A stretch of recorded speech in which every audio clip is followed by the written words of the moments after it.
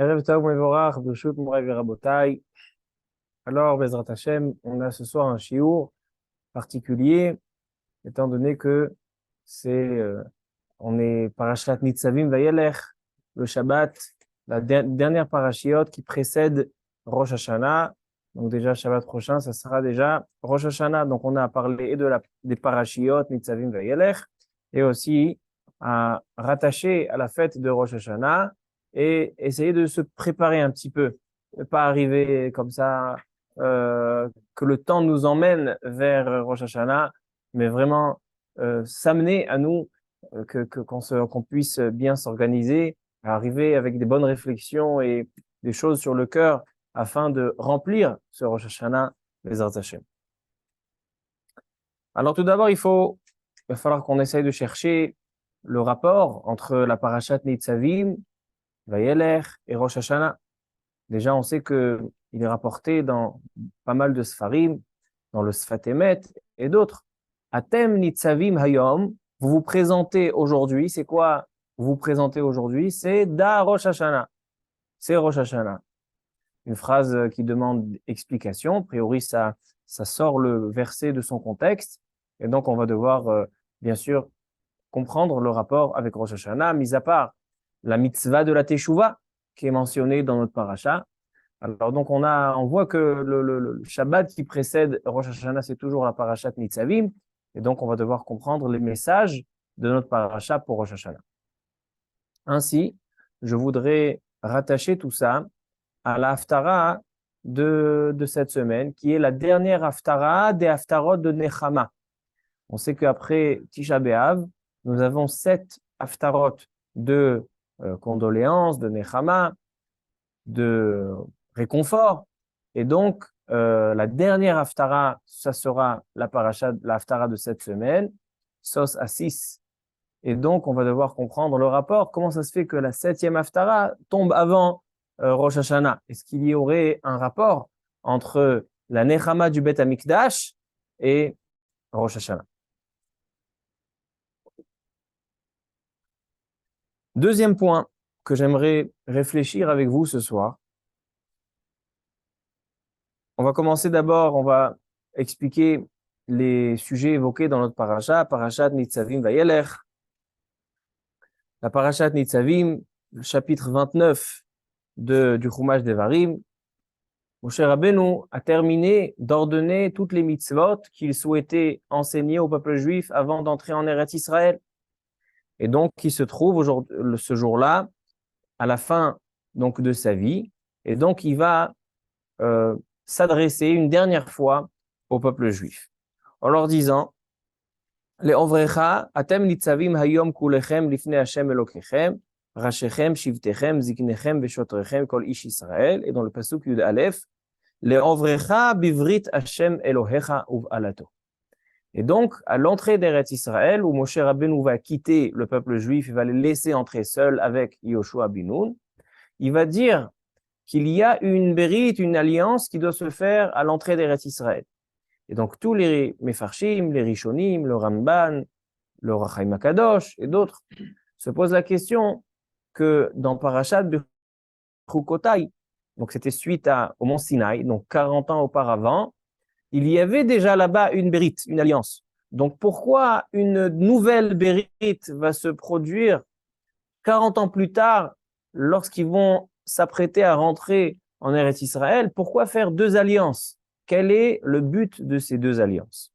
Donc ça, c'est le premier sujet de la paracha, la nouvelle alliance que Moshe Rabbeinu va déclarer. Ça, c'est le Perek Kaftet. Le Perek Lamed, donc le 2e chapitre de la paracha, Aliyat Revi'i, nous parle de la mitzvah de la Teshuvah. Lorsqu'un homme voit, suite à la paracha de la semaine dernière, Kitavo, où on a vu qu'un homme, lorsqu'il est dans le droit chemin, il aura des bénédictions. Et s'il est dans le mauvais chemin, il aura des malédictions. Alors un homme, lorsqu'il est dans le mauvais chemin, chas v'shalom, et il voit que il a des malédictions, et donc pas tout va comme il le souhaitait, alors donc la Torah nous dit, Veshavta ad Hashem Elokecha. Tu as la possibilité de revenir vers Hashem, ce qui s'appelle donc la mitzvah de la Teshuvah, comme nous dit le Ramban. Et donc, cette teshuva, elle n'est pas seulement, Rabotai, une teshuva spirituelle, mais elle est aussi une teshuva physique. Parce que parmi les malédictions qu'on a vues dans la paracha précédente, le summum des malédictions, c'est-à-dire la fin des malédictions à la fin de Parashat Kitavo, c'est qu'Akadosh Baruch Hu nous punit de rester en Eretz Israël. Et il va nous disperser, d'accord? Il va nous éjecter vers tout le monde. Et donc, il y aura un pisour, il y aura vraiment, le peuple sera dispersé dans tout le monde. Et donc, lorsqu'on fera Teshuvah, alors ce ne sera pas seulement une Teshuvah, un retour spirituel, mais c'est aussi un retour physique, comme nous dit la Torah. Veshav, regardez dans le Perek Lamed, Pasuk Bet, il est écrit Veshavta ad Hashem Elokecha, Veshamata bekolo. Tu reviendras vers Hashem pour faire les mitzvot. Et tout de suite après, dans le Pasuk Gimel, il est écrit Veshav Hashem Elokecha et Shevutecha verichamecha, Veshav vekibetzcha mikol ha'amim. Donc, si toi tu reviens vers Hashem, Hashem te ramènera vers lui physiquement. Et donc, il ira te chercher dans les quatre coins du monde pour te ramener dans la terre d'Eretz Israël. Et même si celui qui a fauté, il a été éloigné, même dans le Katsé Hashamaim, c'est-à-dire dans le coin, au fond du monde. Misham yekabetzcha Hashem Elokecha, ou Misham ikachecha. Et donc là tout de suite, Pasuk Vav, Umal Hashem Elokecha et levavecha ve et levav zarecha. Tout le monde connaît les Rashi Tevot. Et levavecha ve et levav Elul.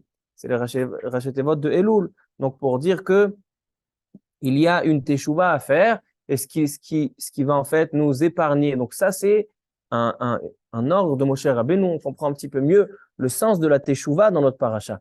C'est que lorsque Am Israël s'apprête à rentrer en Eretz Israël, ouais, lorsque Am Israël s'apprête à rentrer en Eretz Israël, alors Moshe Rabbeinu il va leur dire, regardez, il ne suffit pas seulement que je vous ai conduit et je vous ai accompagné pour aller en Eretz Israël. Sachez que votre droit d'exister et de vivre en Eretz Israël dépend de l'accomplissement des mitzvot. Et si vous accomplissez pas les mitzvot, alors vous serez éjecté, comme on voit dans Parashat Kitavo. Et qu'est-ce qui va vous pouvoir faire un retour vers Eretz Israël? Seulement lorsqu'Hachem verra que vous reprenez et vous revenez à lui sur le plan spirituel, là Hachem vous ramènera. Donc en fait, la mitzvah de la Teshuvah, on voit pourquoi elle a à faire vraiment à la fin de la rencontre entre Moshe Rabbeinu et Am Israël, la dernière rencontre, parce que il les met devant Eretz Israël. Et s'ils veulent tenir en Eretz Israël, rester en Eretz Israël, il faut faire les mitzvot. Et si jamais ils seront éjectés, il va falloir faire Teshuvah. Donc ça, c'est le deuxième thème. Mis à part l'alliance, on a la Teshuvah. Et Parashat Vayelech, donc c'est le dernier sujet de la paracha, c'est Akadosh Baruch Hu dit à Moshe en lui disant voilà, tu vas maintenant bientôt quitter le peuple juif et donc tu vas devoir les prévenir que dans les générations futures, je ne serai pas toujours visible. Comme dit le Pasuk dans Perek Lamed Aleph, Pasuk Yutret, Ve'anochi Aster astir panai bayom hahu al kol hara'a asher asa. Il dit, lorsque Am Israël fauteront, ils ne verront pas toujours ma face visiblement. Et donc, ve'ata kitvu lachem et ashira azot. Alors donc, Kadosh Baruch Hu ordonne à Moshe Rabbeinu de bien donner des consignes, comme on verra la semaine prochaine, dans 2 semaines, Parashat Ha'azinu, des consignes au peuple juif, afin que Am Israël n'oublie jamais la présence d'Hachem. Et là, Kadosh Baruch Hu dit à Moshe, rassemble le peuple juif et dis-leur que celui qui continuera ton chemin sera Yoshua bin Nun. Donc en fait, c'est une passation de pouvoir entre Moshe et Yoshua, car c'est Yoshua bin Nun qui dirigera et qui conduira les béné Israël, qui dirigera les béné Israël en Eretz Israël. Donc voici les thèmes évoqués dans notre paracha. Il y a aussi dans cette paracha la mitzvah de Akhel, du rassemblement des Juifs, le Chol HaMoed Sukkot de la 8e année. D'accord? Chol HaMoed Sukkot de la 8e année, il y a une mitzvah de rassembler, c'est ce qui s'appelle le Akhel, rassembler tous les Juifs, et le roi doit lire le Chumash Devarim, le Chol HaMoed Sukkot. Donc ça aussi, c'est une mitzvah qu'il va falloir comprendre quel rapport elle a avec notre paracha. D'accord? Donc on a dit les sujets de la paracha, on a dit la nouvelle alliance qui va se faire à l'entrée d'Eretz Israël, on a la mitzvah de la Teshuvah, on a la mitzvah Takhel, et on a la passation de pouvoir entre Moshe et Yoshua. Il faut rattacher tout ça aussi à Rosh Hashanah et à la Haftara, 7e Haftara de Nechama, qu'on va lire cette semaine, Bezrat Hashem. Maintenant, Rabotai, quelques questions sur Rosh Hashanah. Dans la Gemara, Masechet Rosh Hashanah, à la page 16. Baruch atah Adonai Eloheinu melech haolam shakol nהיה b'dvaro. La Mishnah évoque ce jour de Rosh Hashanah, ce jour de jugement, où il est écrit Berosh Hashanah, Kol ba'e olam, Ovrim lefanav kivne meron. Donc le jour de Rosh Hashanah, tout le monde passe devant Akadosh Baruch Hu, c'est-à-dire au jugement, comme Bnei Meron. Une explication dans la Gemara, comme des moutons qui passent un à un. Shene'emar hayotzer yachad libam amevin el kol ma'asehem. Comme il est écrit dans le pasuk dans Tehilim, David Amelech, hayotzer yachad libam. Akadosh Baruch Hu a créé ensemble leur cœur, c'est-à-dire qu'il les a créés ensemble. Amevin el kol ma'asehem. Donc si c'est ensemble, alors le jugement sera fait ensemble. Comme ça dit la Mishnah. Et là vient la Gemara et nous dit a priori quelque chose qui est un petit peu contradictoire.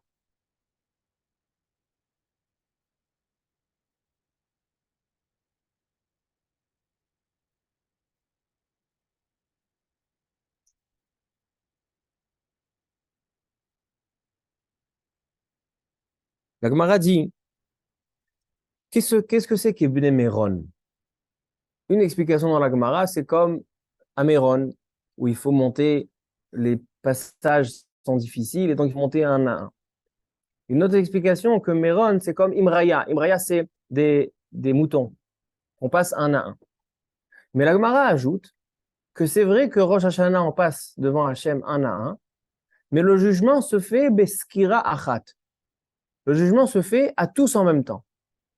Comme il est écrit dans le pasuk, ayotzer yachad libam, amevin el kol ma'aseh. Donc c'est un petit peu contradictoire.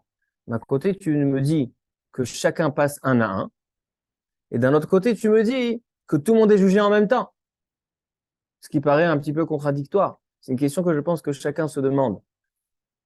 Quand on sonne le chauffard, alors on sent que c'est le din. Maintenant, si c'est chacun à son tour, comment, avec un temps si petit de la sonnerie du chauffard, alors tout le monde passe un à un, et d'un autre côté, nous dit la Gemara, Beskira achat, c'est-à-dire que c'est fait en même temps. Donc ça, c'est une contradiction qu'on doit y réfléchir. Deuxième point, deuxième question au sujet de Rosh Hashanah, il y en aura trois questions.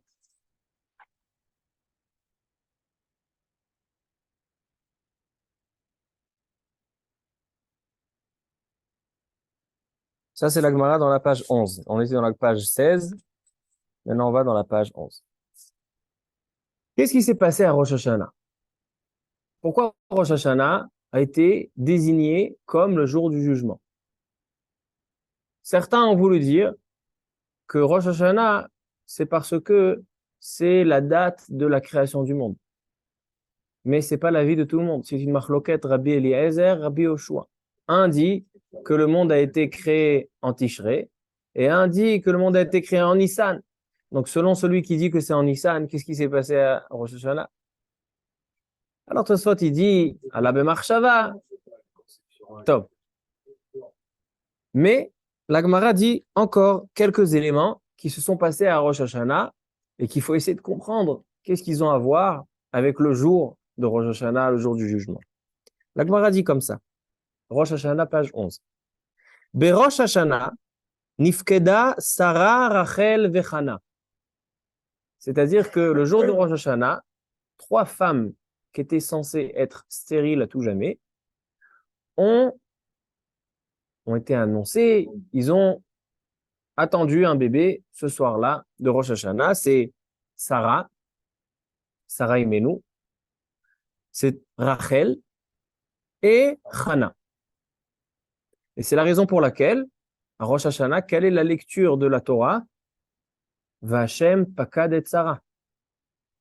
Le deuxième jour, c'est la Akedat Yitzhak. Mais le premier jour, qu'est-ce qu'on lit? On lit que voilà, Sarah Imenu attend un bébé. Qu'est-ce qu'on lit dans la Haftara? L'histoire de Hana. A priori, moi, j'aurais attendu de nos Chachamim qui nous instaurent, je sais pas, des lectures qui font peur, des lectures qui nous parlent du jugement, des lectures qui nous parlent de, je sais pas, Mahamad Arsinaï.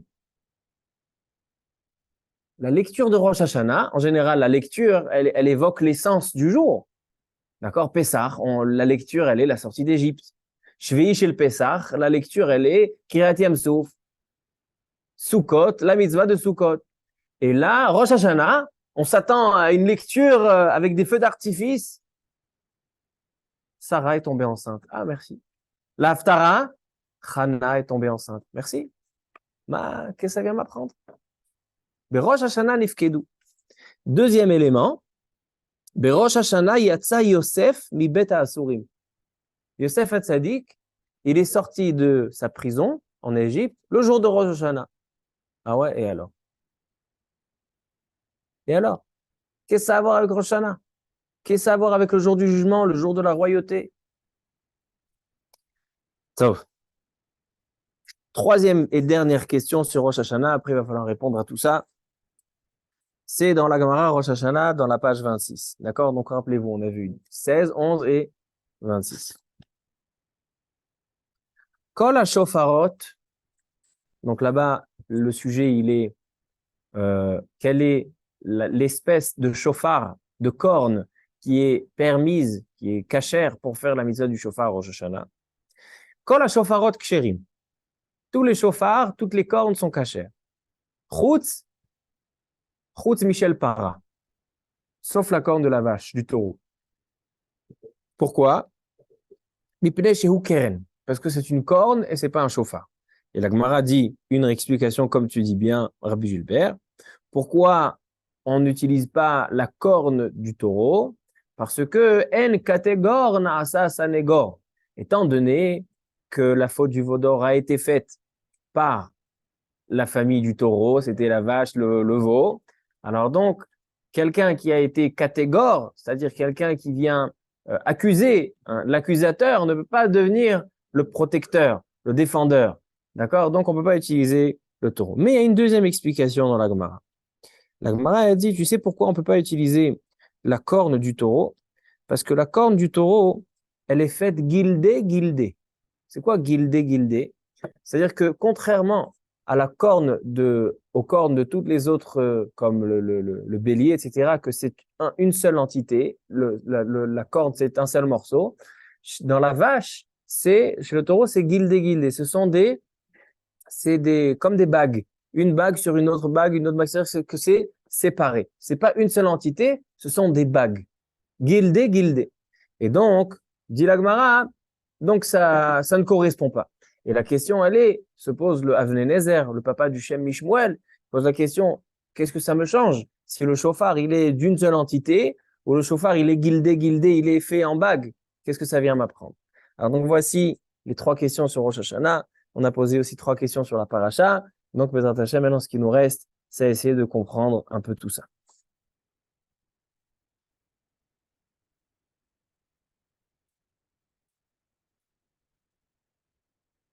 La semaine dernière, on a rappelé les paroles de Rav Shlomo Kluger,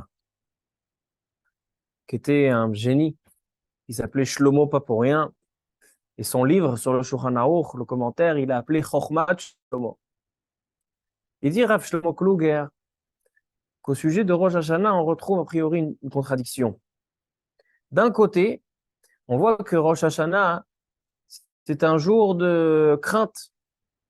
La Gemara dit, et c'est tranché dans le Shulchan Aruch, pourquoi on ne récite pas le Hallel à Rosh Hashanah et Yom Kippour? Parce que Akadosh Baruch Hu a dit, est-ce que un jour où des livres de vivants et des livres de morts sont ouverts devant moi, et vous voulez que le peuple juif récite un chant, récite la Shira, c'est impensable.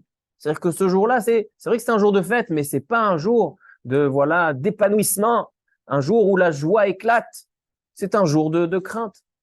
D'un autre côté, il est rappelé dans Siman Tafkouf Pe Aleph, dans Halachot Rosh Hashanah, qu'à Rosh Hashanah, on doit s'habiller comme il faut, et on va la veille de Rosh Hashanah se couper le cheveu, et on se rase la barbe, et on se fait beau pour la fête, et on mange et on boit. Et il est interdit de faire un jeûne le jour de Rosh Hashanah. Pourquoi? Parce que c'est un jour de fête. Donc demande le Rav Shlomo Kluger que ces deux halachot se contredisent. D'un côté, tu vois que c'est un jour de crainte et il faut se comporter de tel. Et d'un autre côté, tu vois que c'est un jour de joie, un jour de fête. Contradiction. La réponse qu'on a rappelée du Rav Shlomo Kluger, une réponse qu'il a dite quand il était enfant. Il dit, ça c'est une réponse que j'ai pensée quand j'étais Yeled, quand j'étais enfant. À l'éveil, quand on était enfant, on disait des réponses comme ça. En tout cas, il dit, le Rav Shlomo Kluger, une réponse, il dit, le jour de Rosh Hashanah, il y a deux jugements. Il y a le jugement particulier de chacun et il y a un jugement qui est collectif de tout le peuple juif. Et donc, il dit, sur le jugement collectif, ça c'est un jour de joie. Pourquoi? Parce que le jugement collectif, il se fait contre qui? Qui c'est qui est sur la balance? Les nations. Les nations accusent le peuple juif et ils disent à Kadosh Baruch Hu, mais lâche-les. Regarde qu'est-ce qu'ils ont fait encore cette année. Choisis-nous à leur place.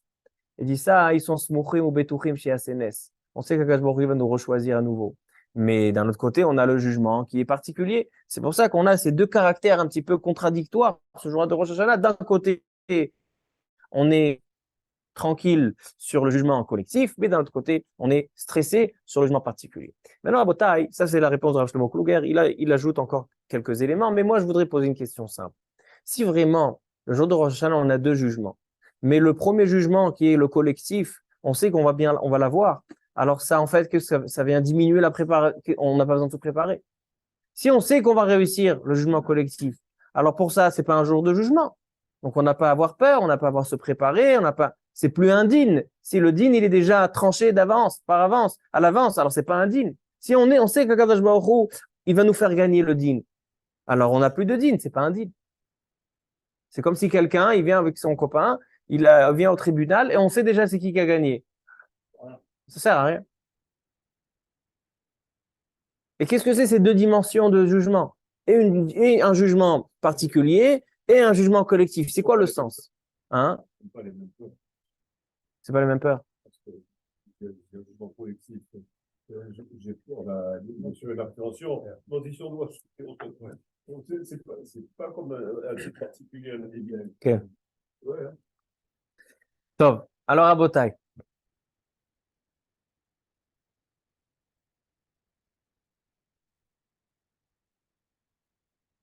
On pourrait expliquer comme ça. Le Ramban, on a posé la question au début du shiur, que Moshe Rabbeinu, au début de la paracha, Atem Nitzavim Hayom, il présente le peuple juif, Nitzavim, ça vient du mot se présenter, Litiatsev. Atem Nitzavim Hayom Kulechem.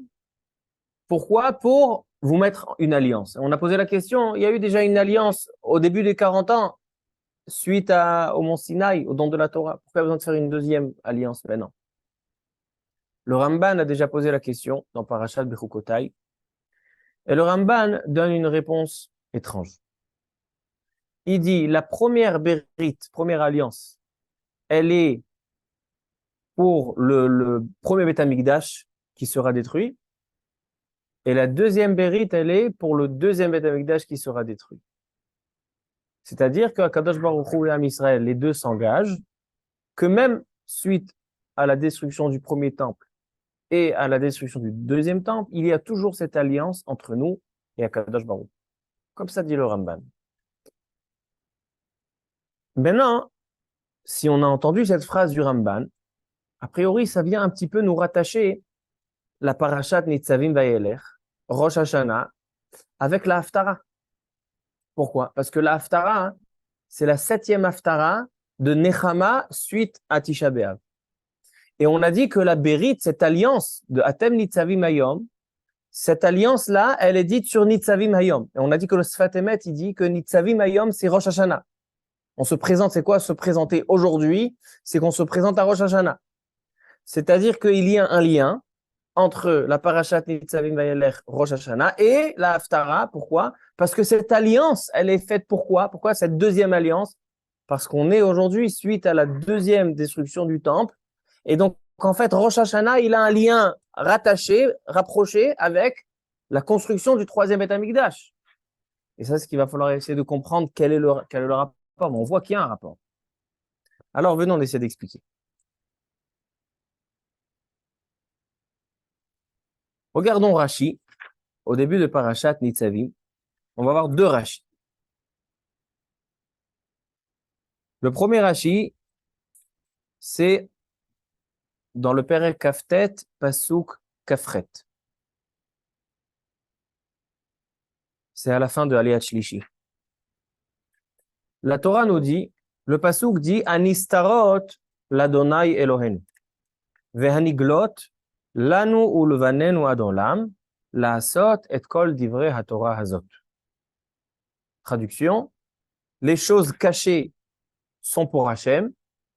Par contre, les choses dévoilées, on peut les voir, nous et nos descendants, à tout jamais. Explique Rashi. Qu'est-ce que Moshe Rabbeinu veut dire par là? Anistarot l'Hashem Elokenu. Ve'im tomru ma beyadenu la'asot. אתה מעניש את הרבים על הרהורי היחיד, שנאמר פן יש בכם איש, ואחר כך וראו את מכות הארץ ההיא, והלא אין אדם יודע תמונותיו של חברו. Il y a une question que Moshe Rabbeinu vient répondre. Demande Moshe Rabbeinu, vous serez punis s'il y a chez vous, parmi vous, des personnes qui ne sont pas dans le droit chemin, alors vous allez être éjectés de la terre. Vous venez rentrer en Eretz Israël, eh bien vous serez éjectés de la terre. Comme il est écrit, Veraouet makot haaretz hahi, vous allez voir tous les coups que vous allez recevoir. Demande à Israël, à Kadosh Baruch Hu, à Moshe Rabbeinu, mais on ne sait pas qu'est-ce qu'il y a dans le cœur de chacun. On ne sait pas qu'est-ce que chacun fait chez lui, à la maison, en cachette. Donc à cause des hirhurei, donc des pensées particulières de chacun, tu nous condamnes à tout le collectif, tu nous condamnes à tous. Réponds, Moshe Rabbeinu. En ani ma'anish etchem al anistarot. Pourquoi? Shem la Hashem Elokenu. N'ayez pas peur. Les choses cachées, vous ne serez pas punis collectivement, parce que les nistarot sont pour Hashem Elokenu. Ve'hu para me'oto yachid. Celui qui fera quelque chose en particulier, il sera puni sur la chose en particulier. Aval aniglot lanu lebanenu. Par contre, si on voit un ami à nous, si on voit un juif qu'il faute de manière extérieure, de manière visible, alors donc on est responsable. C'est pour ça que Nakud alanu ulbanen ou lidrosh she'af alaniglot lo anash et arabim ad she'avru et hayarden mishekiblu alem hashva ba'grizim ba'rival vena'asu arevim zelaze. Il dit Rashi, à partir de ce moment-là, quelle est cette alliance? Ainsi, il dit le Or HaChaim HaKadosh, que c'est quoi cette deuxième alliance? On a rappelé tout à l'heure le Ramban. Maintenant, le Or HaChaim HaKadosh, et on voit ici dans Rashi, il dit cette alliance, c'est quoi? C'est d'unir le peuple juif, c'est-à-dire de rendre Arev. Arev, comment on dit en français? Garant. C'est maintenant que chacun est responsable de l'autre. C'est-à-dire que tout le collectif est responsable que tout le collectif fonctionne bien.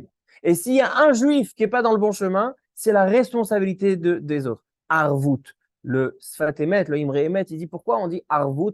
Pourquoi un rêve, un garant? Vous savez que dans le Lashon HaKodesh, le mot, il a une raison pourquoi on dit comme ça. En français, en anglais, ils ont décidé que voilà, une chaise, c'est une chaise, une table, c'est une table. Mais en hébreu, en Lashon HaKodesh, chaque racine, elle a une raison. Il dit pourquoi un garant en hébreu s'appelle un Arev? Un Arev, ça s'appelle parce qu'il est Melachon Me'orav, qu'il est mélangé. Quelqu'un qui se porte garant pour l'autre. C'est quelqu'un qui s'est mélangé avec l'autre, c'est uni avec l'autre, c'est une seule entité. Donc il y a plus de, c'est pas que moi je suis garant sur l'autre. Non, moi je suis arrêve à l'autre. Je me suis mélangé avec l'autre. Maintenant lui c'est moi. Maintenant si lui il a une dette, c'est moi qui ai la dette. Alors donc il dit Rashi, il dit que qu'est-ce qui s'est passé? C'est quoi vaniglot lanul banenu adolam? Ça veut dire qu'à partir de maintenant il y a une responsabilité du collectif.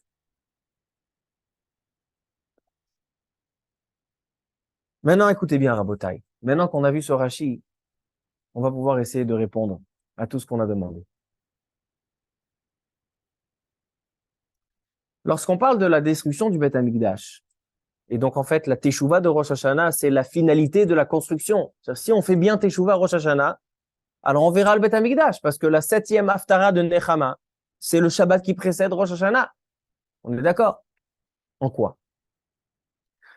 Si on fait attention à cette différence du particulier au collectif, cette différence, c'est la différence de la destruction du premier temple et du deuxième temple. Pourquoi le premier Beth Amikdash il a été détruit? Parce qu'il y avait trois avérotes, les trois avérotes graves. Avodah Zara, Gilo Erot, Shfichut Damim. C'est-à-dire que, en fait, chaque particulier était concerné par ces trois avérotes. Il y avait des avérotes qui sont, voilà, qui sont niglotes, des avérotes qui sont dans les actions. Ça n'a rien à voir avec un collectif. C'est qu'on prend un particulier. S'il a fait les trois avérotes, ben voilà, ben, tu as fait les trois avérotes plus graves de la Torah. Kadosh Baruch Hu, il a détruit le premier Beth Amikdash. C'est-à-dire que le premier Beth Amikdash symbolise le particulier. Par contre, le deuxième Beth Amikdash, pourquoi il a été détruit? Il n'y avait pas de Averot. Il y avait Sinat Chinam. Sinat Chinam veut dire qu'il y avait, que là-bas, le problème, il était que Am Israël n'était pas conscient du collectif.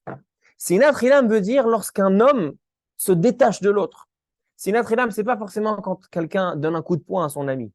Sinat Chinam veut dire lorsqu'un homme est indifférent, lorsqu'un homme ne comprend pas le lien et le rattachement et la nécessité de ce contact avec autrui.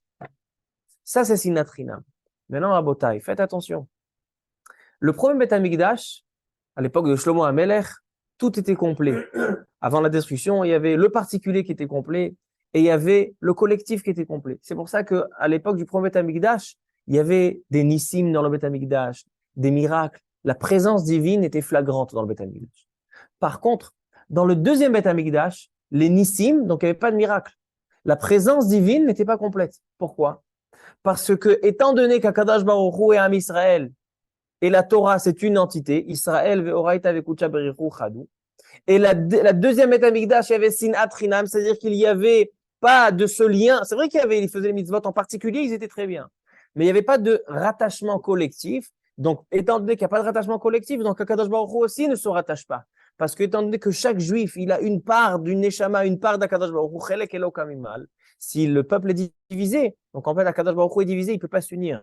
Mais si le peuple juif est uni, là, il peut s'unir. Donc, en fait, Rabotai, si on fait attention à la différence entre le premier Beth Amikdash et le Beth Amikdash, c'est que le premier Beth Amikdash, c'est le particulier. Le deuxième Beth Amikdash, c'est le collectif. Donc, qu'est-ce qu'il a dit le Ramban? Le Ramban a dit, maintenant ça se rattache avec le Ramban.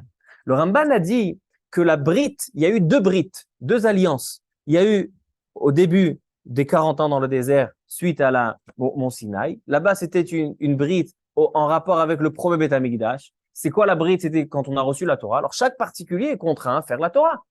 Donc, la première brite, c'est brite sur le particulier, premier Beth Amikdash. Mais la deuxième brite, qui est à la fin des 40 ans, que Moshe Rabbeinu fait, cette brite-là, c'est une brite collective. C'est pas seulement une brite. Il y a la brite que chacun est contraint à faire les mitzvot, mais non, tu as fait cette brite, tu as respecté cette alliance. Non, tu as une deuxième alliance. C'est d'être conscient que tu es rattaché, chacun est rattaché à l'autre. C'est pour ça que la deuxième brite, elle est dit le Ramban, elle correspond au deuxième Beth Amikdash de Sinat Chinam, que là-bas, le problème, il était le collectif. Maintenant, Rabotai, je comprends pourquoi la première brite, elle était avec Har Sinaï, et la deuxième brite, elle avant de rentrer en Eretz Israël. Lorsque Am Israël va rentrer en Eretz Israël, quelle est la signification d'Eretz Israël? Quelle est la signification d'Eretz Israël? La signification d'Eretz Israël, dit le Maharal, c'est que lorsqu'il y a un peuple qui est dans un pays, c'est-à-dire quoi? C'est que le pays, la terre où le peuple le juif se trouve, ça vient unir. D'accord? Quand on est tous dans une maison, alors on est unis, on est une famille. Et donc, Am Israël, le peuple, il est sur sa terre, donc là, il a l'union au summum. Par contre, dit Moshe Rabbeinu, si vous n'êtes pas dans le droit chemin, pas seulement dans les mitzvot, mais si vous n'êtes pas dans le droit chemin, dans le collectif, vous n'êtes pas assez conscient du besoin et de la responsabilité que vous avez les uns vis-à-vis des autres, que vous devez être censé être une personne, alors quoi? Alors vous allez être éjecté d'Eretz Israël. Pourquoi la punition est éjectée d'Eretz Israël? Parce que si vous n'êtes pas unis les uns avec les autres, donc la terre d'Eretz Israël qui est censée vous unir, elle ne peut pas vous contenir. Eretz Israël, c'est un endroit qui unit le peuple. une terre, elle unit le peuple qui se trouve sur elle. Maintenant, si le peuple n'est pas uni, donc il ne peut pas tenir sur cette terre. C'est pour ça qu'on est éjecté. C'est pour ça que la Teshuvah, il dit Moshe Rabbeinu, suite à cette bérite, maintenant on comprend c'est quoi la bérite. C'est une bérite du collectif. Quelle est la réponse? Comment on peut rectifier ce problème? C'est la Teshuvah. C'est quoi la Teshuvah? C'est lorsque on s'unit les uns avec les autres. Lorsqu'on se présente devant Hachem avec cette conscience du besoin qu'on a un envers l'autre, la responsabilité qu'on a un envers l'autre. Arevim milashon me'oravim. Alors là, qu'est-ce qu'il dit Hachem? Veshav Hachem bekibetzra. Il va te ramener en Eretz Israël. Ça, c'est juste pour comprendre les sujets de la paracha. Et c'est pour ça qu'on comprend aussi le troisième thème de la paracha, la mitzvah de Hakhel. C'est quoi la mitzvah de Hakhel, Rabotai? On a dit combien de sujets dans la paracha? On a la Brit, on a la Tchouva, on a la Hakhel et le passation de pouvoir. Donc les deux premiers sujets, on a compris. Le Brit et le Tchouva, on a compris. Maintenant, qu'est-ce que c'est Hakhel? Hakhel, c'est lorsque tout Am Israël se rassemble. Quand? Il se rassemble la 8e année. C'est-à-dire après l'année de la Shemitah. Pourquoi? Après l'année de la Shemitah, c'est le Kliyakar, il parle de ça. Après l'année de la Shemitah, c'est une année où il y a un Shivion, veut dire une égalité. Lorsque la Shemitah, les agriculteurs arrêtent de travailler, les pauvres peuvent venir rentrer et se nourrir des champs. Il n'y a plus de propriétaires. La 7e année, il n'y a plus de différence. Il y a des propriétaires, il y a des pauvres, il y a des riches. Non. Tout est efker. Tout est délaissé. Donc, le peuple juif revient à sa racine d'union. C'est ce qui se passe, en fait. Donc, en fait, la Hakhel, si tu veux réunir le peuple juif pour leur enseigner le Chumash Devarim, leur faire du moussar, il dit le Kliyakar, il leur faisait faire tchouva, tu es obligé, tout d'abord, de les unir. Tout à l'heure, on va expliquer exactement le rapport entre l'union et la tchouva. Mais on voit ici que il faut d'abord les unir, et quand on le fait, à la fête de Sukkot. Qu'est-ce qui se passe à la fête de Sukkot? La fête de Sukkot, il n'y a plus celui-là, il habite dans un beau palais, et celui-là, il habite dans un 2 pièces, et celui-là, il habite dans le penthouse. Tout le monde est dans la soukha. Qu'est-ce qu'on fait aussi à Sukkot? On prend les 4 espèces. Qu'est-ce que c'est les 4 espèces? Dit le Midrash. On prend toutes les 4 sortes et on les unit. C'est-à-dire que quand on vient faire parler au peuple juif, leur dire le Chumash Mishneh Torah, le roi vient parler au peuple juif. Le roi qui est le cœur du peuple juif. Tout le monde suit le roi. Donc, s'il veut transmettre un message qui soit homogène, qui soit à toute l'entité, à toute l'entité de Ham Israël, tu es obligé de venir après la Shemitah et de venir pendant la fête de Sukkot. Pourquoi? Pour leur faire la tchouva. Donc, ça, c'est 3 sujets. Et le 4e sujet, qui est la passation de pouvoir, quel rapport avec le paracha? C'est très clair. Mon cher Rabbeinu, il dit au peuple juif, voilà, maintenant, moi, je dois vous quitter. Je n'ai pas le droit de rentrer en Eretz Israël. Mais vous ne pouvez pas rentrer seul. Si vous rentrez seul en Eretz Israël, qui est censé vous unir, vous allez vous disperser. Et si vous vous dispersez, vous serez éjecté d'Eretz Israël. Vous êtes obligé de venir. Itiatzvu, il y a marqué là. Itiatzvu. Venez, rassemblez-vous devant Yoshua Binoun, car c'est Yoshua Binoun qui va vous rassembler. D'accord? Maintenant, Rabotai, qu'on a compris ces 4 sujets de la paracha, on peut comprendre, revenez, on voit quelque chose de nifla, Rashi dans Nitzavim. Je reprends, regardez le début de la paracha. Dans le pasuk nous dit dans Perek Kaftet, pasuk tet, Atem nitzavim hayom kulechem, lifnei Hashem Elokechem, rashechem, shivtechem, ziknechem, veshotrechem, kol ish Israël. Regardez Rashi à la fin de pasuk Yudbet. Il explique qu'est-ce que c'est Atem nitzavim. À la fin de pasuk Yudbet, il y a marqué Davar acher Atem nitzavim. Vous l'avez? Alors regardez ce que dit Rashi. Atem nitzavim. C'est quoi le Nitzavim? Demande Rashi. Vous vous présentez à Yom. Moshe Rabbeinu, quand il parle, il s'adresse au peuple juif, il n'a pas besoin de dire exactement qu'est-ce qu'ils font, s'ils sont debout, ils sont assis. Il dit, Rashi, les filles chez Ayou Israël yotzim mi parnas le parnas. Étant donné qu'à la fin de ces parashiot, ils vont passer de Moshe à Yoshua, mi Moshe le Yoshua, les fikach asa otam matseva kedel les arzam. C'est pour ça qu'il les a fait matseva, c'est-à-dire une seule entité, pour pouvoir les encourager. Vechen asa Yoshua. Vechen Shmuel, ainsi Shmuel Hanavi. Qu'est-ce qu'il a fait Shmuel Hanavi? Itiatzvu v'ishafta etchem. Présentez-vous en tant qu'une entité, je vais pouvoir vous juger. Ksheatzu miyado nichnesu liyado shel Shaul. Qu'est-ce que ça veut dire, Rabotai? Il dit le imre emet migour, davar nifla beyoter. C'est quoi une matseva? Nitzavim, c'est une entité, une matseva. C'est quoi une matseva? On sait que nous, au Beth Amikdash, on fait des corbanotes sur un misbéach. Misbéach, c'est un rassemblement de pierres. Il prenait 12 pierres, Eliyahu Hanavi, il a pris 12 pierres, il les a rassemblées. Une pierre, c'est chaque tribu. Et sur ça, c'est l'autel pour faire le misbéach, pour faire les corbanotes. Mais les Avot Akdoshim, Avraham, Yitzhak et Yaakov, c'était quoi leur autel, leur misbéach? C'était une matseva. C'est quoi une matseva? C'était une seule pierre. Pourquoi, quand le peuple juif fait des corbanotes, il fait sur un rassemblement de pierres, et les Avot Akdoshim, quand ils font des corbanotes, c'est sur une pierre? Il dit que les Avot Akdoshim, étant donné que eux contenaient en eux tout le peuple juif, il n'y avait pas encore de division dans le peuple juif. Ils avaient cette capacité d'union, ce qui va faire une union totale avec Akadosh Baruch Hu, parce que si chaque particulier juif contient une partie d'Hachem, tant qu'il n'y a pas d'union, Hachem ne peut pas résider.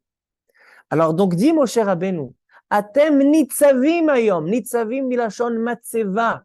J'ai besoin de vous assembler pour pouvoir vous passer à Yehoshua Binoun. Ainsi Shmuel, il a besoin d'assembler pour passer à Yehoshua Binoun. Pourquoi? Parce que Rabotai, lorsqu'on parle d'un manhig, de Moshe Rabbeinu, Yehoshua, c'est quelqu'un qui va pouvoir diriger le peuple juif dans le droit chemin. Quelqu'un qui va observer le peuple juif, voir s'il n'y a pas de dérive, s'ils sont bien dans les mitzvot. Mais pour ça, on est obligé d'être conscient de ce collectif. Pourquoi? Parce qu'un homme, et ça on le voit visiblement, un homme dans sa vie, alors c'est dur d'être nitzav, d'être yatziv, d'être stable. On a des moments où on est dans la Vodat Hashem, on est avec toutes les énergies. Il y a des moments où on est un petit peu, comme on dit, down, on est en bas. Qu'est-ce qui nous tient? Qu'est-ce qui nous stimule? Qu'est-ce qui nous protège? Ce qui nous protège, c'est lorsque celui qui est en bas, qui est down, qui est en bas, il a son voisin qui est à côté de lui, qui se sent concerné par lui. Et qui dit, tiens, c'est pas dans ton assiette. Ou bien, même si c'est pas avec un contact direct, il va lui donner un exemple. Que même lui, quand il est dans des situations difficiles, il reste stable, etc.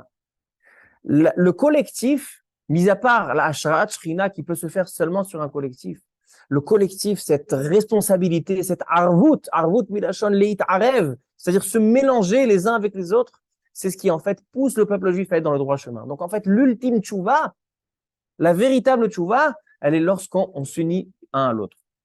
Maintenant, ça c'est atem nitzavim sam matseva.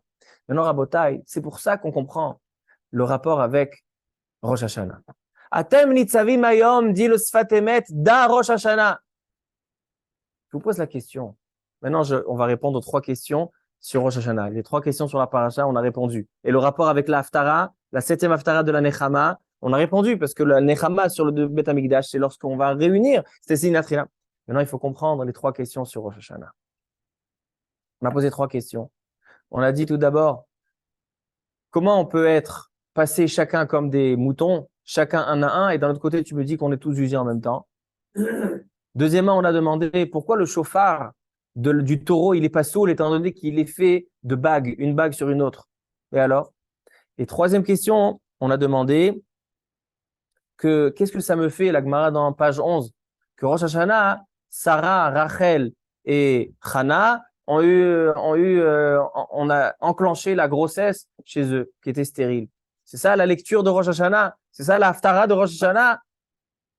Et qu'est-ce que ça vient nous faire aussi que Yosef, il est sorti de prison Rosh Hashanah? On a dit que l'ultime retour d'Am Israël vers Hachem, la tchouva, summum de la tchouva, c'est lorsque on ne revient pas seulement chacun en particulier sur ses actes, mais lorsqu'on prend soin que tout le peuple juif, que toute ma keïla, que toute ma famille, tout le monde se rapproche vers Hachem. Et c'est comme ça qu'on va, en fait, générer le retour en Eretz Israël, le Beth Amikdash, qui est un endroit qui est censé unir tout le monde. Maintenant, quand on arrive à Rosh Hashanah, si on fait attention, Rosh Hashanah, il n'y a pas de tchouva. Rosh Hashanah, il y a marqué qu'on ne fait pas de vidouille. Le Harizal, il dit que Avinu Malkenu, on enlève Hatan Olefanecha, on enlève tout ça. Quand ça tombe Shabbat. C'est que il n'y a pas de tchouva. On ne dit pas une fois vidouille à Rosh Hashanah. Donc, si c'est le jour du jugement, il faut être sadique. Et sinon, il y a marqué que si on n'est pas de sadique, alors après, on est suspendu jusqu'à Yom Kippour. Mais au lieu de faire à Yom Kippour les vidouim, on fait plein de vidouim à Yom Kippour. Fais à Rosh Hashanah, pas de vidouim. Pourquoi? Rosh Hashanah, le sens de Rosh Hashanah, tout le monde sait, le thème principal, c'est la Hamlacha. La Hamlacha, c'est-à-dire le couronnement. Rendre à Kadosh Baruch Hu à nouveau roi sur le monde. Ça, la sonnerie du chauffard, tout ça, c'est le jour du couronnement. Mais nous, où on est dedans? C'est aussi notre jour du jugement, justement. Si chacun à Rosh Hashanah, il vient, il se présente en tant que particulier, voilà Hachem, moi je viens, je discute avec toi, j'ai des avonot, je fais tes chouvas, écris-moi dans le livre des vivants, ça marche pas. C'est pas le sujet, c'est hors sujet, monsieur. Rosh Hashanah, c'est quand on a un peuple qui annonce à Kadosh Baruch Hu, qui écoute tous le chauffard, maintenant, en ce moment, j'entends le couronnement du roi. Et c'est justement, il y a marqué pourquoi on utilise un chauffard qui est kafouf, pourquoi on n'utilise pas une trompette qui est droite, on prend un chauffard qui est plié, qui est courbé, parce que le sens de Rosh Hashanah, c'est lorsque justement on se courbe, on se baisse devant Hachem, tous, il n'y a plus de particulier, il n'y a qu'un collectif. Lorsqu'on vient devant Hachem et tout le sujet c'est Hachem, tu es notre roi, sans mettre des particuliers dans ce collectif, c'est ça le sens de Rosh Hashanah. C'est ça l'ultime tchouva. C'est pour ça qu'il n'y a pas de vidou, qu'il n'y a pas de particulier. C'est seulement un peuple qui accepte la royauté d'Hachem. C'est ça le jugement. C'est pour ça que chacun y passe. Kol ba'el olam, chacun y passe en particulier, parce qu'il y a un jugement particulier. Mais kulam beskira achat. Ayotzer yachad libam. Kadosh Baruch Hu, lorsqu'il va maintenant décréter, donner le din, il va pas prendre chacun en particulier. C'est vrai que chaque action va devoir être calculée, mais le sens de Rosh Hashanah, c'est à kol beskira achat. Ayotzer yachad libam, c'est lorsque je prends tout le peuple juif, est-ce que je vois que le cœur du peuple juif entier, la profondeur du peuple juif entier, est-ce qu'elle est rassemblée? Est-ce qu'elle me nomme roi? C'est ça le sens de Rosh Hashanah. Donc, c'est comme ça qu'on comprend la première question. Et la deuxième question, on a demandé pourquoi le chauffard de la vache, il est pas sourd, parce que c'est des bagues. Dit le Shem Ishmuel au nom de son papa, le Avnei Nezer. Il dit que pour le chauffard de Rosh Hashanah, il est censé montrer que le peuple juif suive un son. C'est comme le troupeau qui va suivre le mouton qui est le bélier qui est au début. Mais si tu utilises le chauffard du taureau qui est fait gildé, qui est fait des bagues, c'est plein de particuliers. Nous, on cherche une entité. C'est ça que le gildé, c'est des bagues, il est pas sourd. Et maintenant, Rabotai, le plus beau. Qu'est-ce que ça a à voir? Qu'est-ce que ça m'intéresse? Pourquoi la lecture de Rosh Hashanah, c'est Sarah, Rachel, Hannah, ils étaient stériles et maintenant ils sont enceintes. La naissance, le renouvellement de Rosh Hashanah, c'est un renouvellement d'assemblement. Lorsqu'on arrive à une nouvelle année, on a une nouvelle année qu'on va couronner Hachem, tous en tant qu'assemblée, en tant que collectif. Maintenant, Rabotai, Sarah Imenu, Hachem Pakad et Sarah. Où est né le peuple juif? Lorsque Sarah Imenu, quand elle n'avait pas d'enfant, il n'y avait pas de peuple juif. Mais Akadosh Baruch Hu, il a dit à Avraham Avinu, regarde, je vais te donner le peuple juif. Et qu'est-ce qu'il a dit? Il a dit, voilà, maintenant Sarah, elle va être enceinte. C'est-à-dire que lorsqu'on veut rappeler au peuple juif qu'en fait, on n'est pas plein de particuliers, on est une seule entité. Donc, qu'est-ce qu'on fait? On va essayer de repartir chez la première grand-mère qui a fait le peuple juif. C'est qui la première grand-mère? Sarah Imenu. Étant donné que le sens de Rosh Hashanah, c'est une amlacha collectif, c'est un couronnement collectif, donc tu vas repartir chez Sarah Imenu lorsqu'elle a eu l'annonce qu'elle est enceinte du peuple juif. Hachem Pakad et Sarah. Maintenant, Hannah, comment Hannah rentre dans l'histoire? Qu'est-ce qu'on a vu dans Rachid tout à l'heure sur Nitzavim? Qui c'est qui va rassembler le peuple juif? Moshe Yehoshua, Atem Nitzavim Ayom, Nitzavim Milashon Matseva. Et regardez dans Rashi là-bas. Vechen Shmuel, quand il a donné jugé le peuple juif, Itiatzvu Vishavta Etrem. Qui c'est Shmuel? C'est le fils de Chana. Chana, elle a engendré de Shmuel, d'accord? C'est-à-dire que Chana, le jour de Rosh Hashanah, c'est un jour propice de mettre au monde des éléments qui vont coller, qui vont unir le peuple juif. C'est la naissance avec Sarah, c'est la naissance avec Chana, et c'est aussi Yatsa Yosef mi Beta Asurim. Yosef Hatzadi qui a marqué que chacun des 12 mois, il est selon un chevet, il a une tribu. Le mois de Tishré, c'est Yosef, Yatsa mi Beta Asurim. Pourquoi? Il dit parce que de la même manière, il dit le Sfat Emet, il dit de la même manière que Rosh Hashanah, c'est le mois qui va unir tous les mois en dessous de lui. Ainsi, Yosef, lorsqu'il est sorti d'Égypte, lorsqu'il est sorti de sa prison en Égypte, pourquoi il est sorti? Pour aller être le mashbir, celui qui va nourrir tous ses frères.